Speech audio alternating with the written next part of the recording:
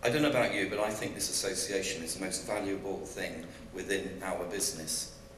Over the last 20 years, the friendships, clearly the fun and laughter, but the support that we have had, and I've had from colleagues here, has been unbelievable. And we tinker with this conference at our peril.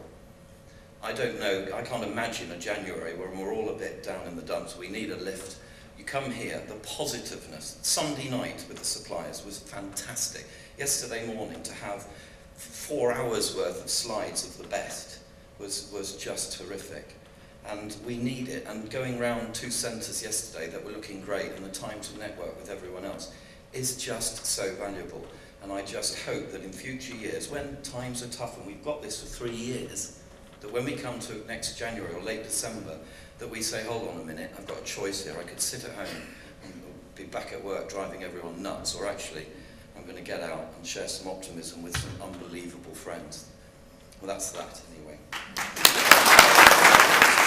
What can we do together? This is what I've achieved this week that has made me recession-proof, that has made me a bit more competitive, that means that I've probably got a good chance of not being number 3 in 6 months' time, and actually having number 2 in my sights and maybe going to be a number 1. It's that stuff that makes you go, I am going to see if I can better myself.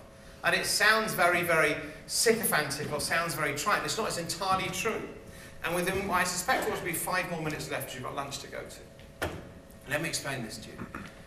You've made it in the garden centre world. You are running either a big branch of a chain or your own business, or you are the chief exec or the managing director of what your shareholders get. They said, you know, you're worth it. It's your train set, great.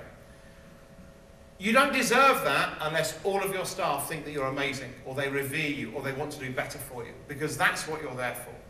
And you don't get that because you are an important person. You need to get that because you deserve that in their eyes every bloody day. So they go out of their way to impress you whether you're looking or not, because they know it's their raison d'etre for being there. From garden centres to green centres, this was the potential for your businesses to move, really. And I think the time is absolutely right. Okay, GCA is about constant improvement. This is about sensible business issues, hence the sensible business suit. Many of you will know our business at Rushmore Hill in Knockholt. It's been there for a number of years.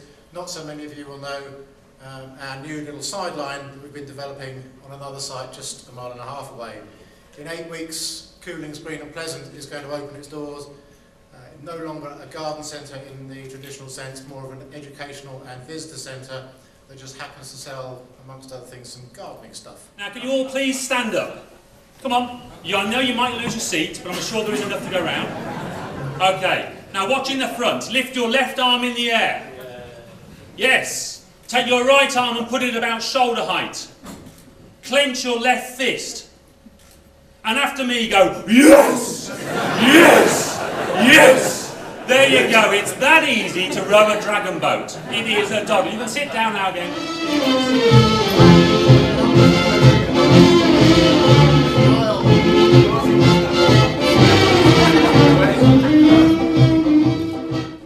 Are we revving up at Gardman? Absolutely. We'll do everything we can to get our sales teams closer to your businesses over the coming months and years to drive our business and yours. We're not going to be those fair weather friends that walk away from you when times get tough. And we'll be there listening to your business to make sure that we understand how we need to change more in the future. We're constantly looking with Green and Blacks for ways to green the company. And so coming into the shops, and who knows, into some of your garden centres soon, will be our newly designed packaging, which takes the sort of colour signature that's become our own and makes more of it in a really eye-catching way. And at the same time, as you can see at the top, we're introducing some really revolutionary Easter egg packaging, which does away with the mountain of plastic that generally comes wrapped around Easter eggs. In fact, we realised that this packaging is just cardboard, so it can be recycled, but we also realised that why didn't anyone think of this before? If you make the egg a bit thicker, it doesn't break so easily. Their score was up 12 percentage points, which is very hard to do. And the winner is Van Haag at Cheney's. And I think a lot of the message you'll get today and yesterday from a lot of the speakers up here, as an industry, I think we need to take action. I need to take action today. And I believe some simple elements of marketing can help in this regard. For each of your businesses, share of voice is probably more attainable now than it's ever been within our sector. You've got the likes of, I know, totally different size businesses. Marks and Spencer's cutting advertising spend by 15%. There's industries pulling out of advertising. And for each of your local marketplaces, even regional marketplaces, your opportunity has never been greater to get your share of voice, your garden centre name in front of consumers and customers. Only know three things. They know what they like, they know it when they see it, and they know whose money it is. That's the only things they know. If customers were really right about things, where were the big street demonstrations demanding the introduction of chocolate hobnobs? Or the Wonder Bra?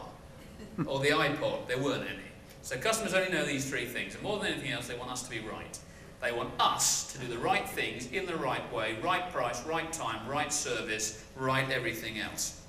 And of course, the only way to do that is by each one of us individually being our own boss, i.e. making decisions, leading our own teams, our virtual teams, suppliers, everybody else, the whole organisation, leading that team in a way that they notice, making everything simple, because the big temptation in times of crisis is to complicate.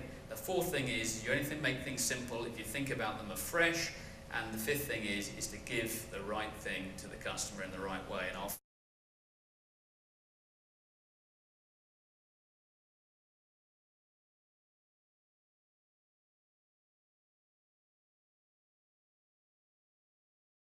quantitative easing is the only way we're going to stop our system compressing, depressing, and in fact, it's the only way we're going to stop a slump. Winners? You bet we're going to be bloody winners. If we make people smile like that, if we sell products that make people happy, we can only win. Good luck this year. The winner is...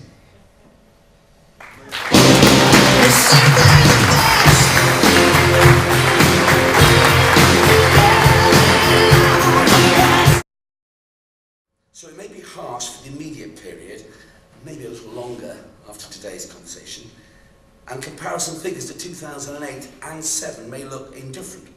But I feel confident that as the year progresses, with a fair shake of good weather, we'll be happier than most at the end of this year. After all, this must be the one place where you can safely say, without recrimination, we can see the green shoots of recovery.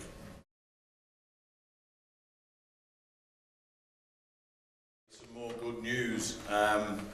This September, as Martin said, the northwest of England will be hosting the IGC Congress, and we've managed to talk the government into reducing the rate of the pounds so that it's a really attractive proposition for everyone else to come on. So it just shows the influence of the garden centre industry in the UK.